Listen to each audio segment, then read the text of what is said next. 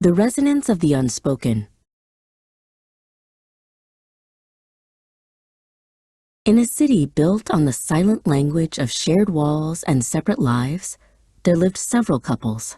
Their homes were close, but the space between their hearts was measured not in distance, but in the echoes of their calls. This is a parable about how we hear each other, or fail to. Elara of the first couple called often, morning, noon, and evening. For her, a call was the heartbeat of love, a ritual of participation. "If I don't ask," her mind whispered, recalling her mother's persistent, loving concern. "What if something has happened and I won't be there to help?"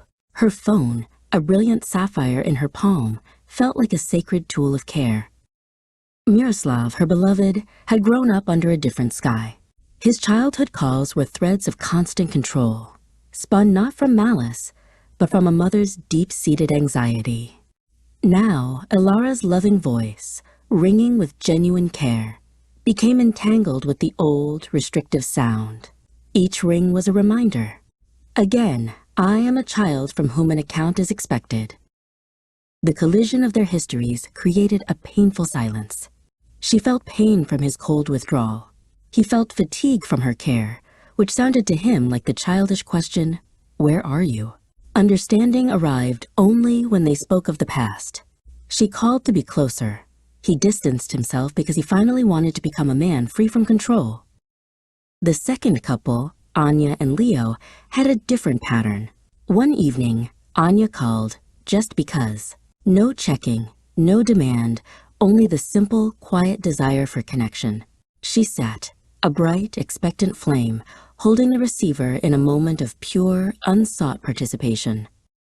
Leo did not answer, not because his love had waned, but because he was tired, lost in the necessary quiet of his own world. The call was a sudden, sharp reminder of an old, deep feeling that someone was again expecting something from him. He set the phone aside. "I'll call back later." The return call never came. On the other side, Anya clutched the receiver, not out of offense, but out of incomprehension. Did something happen? Or am I no longer important? Two solitudes collided, each echoing with childhood fears. His fear of being drawn out, her fear of being forgotten. Only later did Leo realize the truth. Sometimes, picking up the phone is not a concession of control, but an act of sacred participation. Not because you are being checked, but because someone needs the simple, affirming sound of your breath nearby, right now. Thalia and Cassian, the third couple, called rarely. They did not need to remind each other of their existence.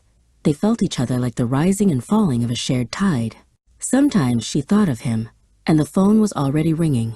Sometimes he reached for the receiver, and her name appeared on the screen. It was synchronization, a resonance of two souls.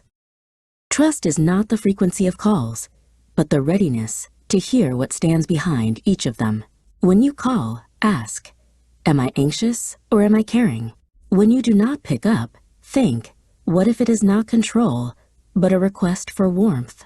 Picking up the phone does not mean submitting. It means, I see you. I am near.